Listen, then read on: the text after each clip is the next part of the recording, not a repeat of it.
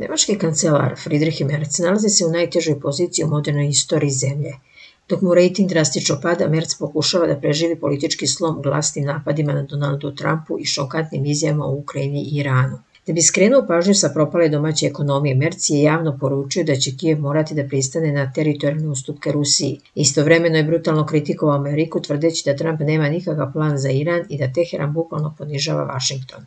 Politički analitičari upozoravaju da su ove izjave samo paravan. Iza kulisa nemačka vojna industrija se ubrzano širi, a autogiganti prelaze na proizvodnju oružja.